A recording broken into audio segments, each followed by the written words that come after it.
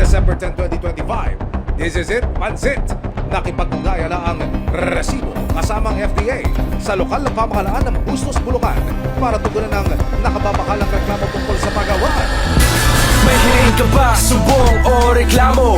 Inaapi o inaagrabyado? Ikinasalang business permit sa licensing office, Sanitation Division ang surprise inspection sa factory ng Pansitang Mismo. May solusyon! Pero kapag nasabihan, may nakuha ang impormasyon ng resibo.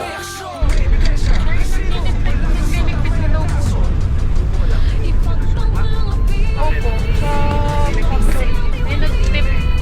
may nag-timbre daw po. Yung informant, sir. Hindi na nagkanda, buhol-buhol na raw sa pansitan ang mga empleyado nang bigla raw magpalinis at magpaligpit ng mga gamit ang kanilang mga kursi.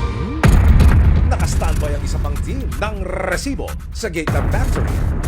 At makikita ang mga truck at tricycle papalabas ng compound. Mga kuya, saan po ba ninyo dadalhin yan?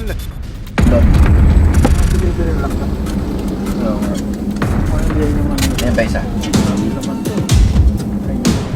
Pagdating ng resibo at ng mga otoridad sa location, pinayagan ng kumpanyang Shurtma Food Products na pumasok ang mga otoridad at ang resibo.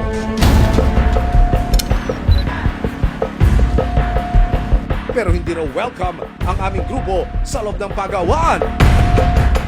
Ang may authority po talaga na pumasok ay by the virtue of the sanitary.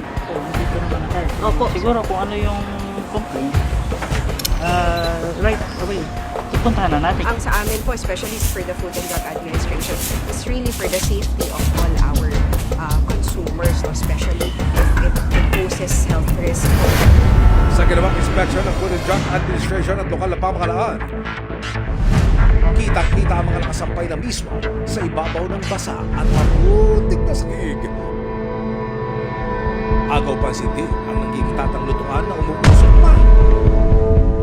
Maraming langaw kanina doon sa vicinity. Tapos nakakita rin po tayo na nasa floor lamang yung kanilang mga products, no? So ibig sabihin, hindi dapat po kasi at least elevated, nakalagay man lamang sa paleta para hindi pumapasok yung mga contaminants. Kanina nakakita po tayo ng mga mantika, no? Na mukha naman na maiitim na. So mukhang ito ay paulit-ulit na ginagamit. Ito ay prone sa contaminant and nagpo-pose ng health risk po sa atin. Meaning, hindi po ito sumusunod sa good manufacturing practices po.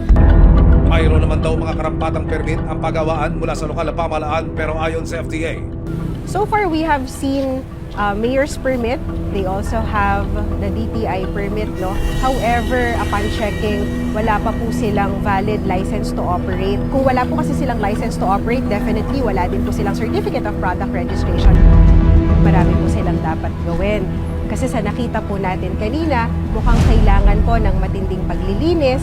Ganon din po, kailangan i-secure po nila na ang kanilang mga planta ay hindi napapasok ng langaw, hindi napapasok ng mikrobyo, nakakontaminate. At the same time po, kailangan malinis talaga yung vicinity ng area nila.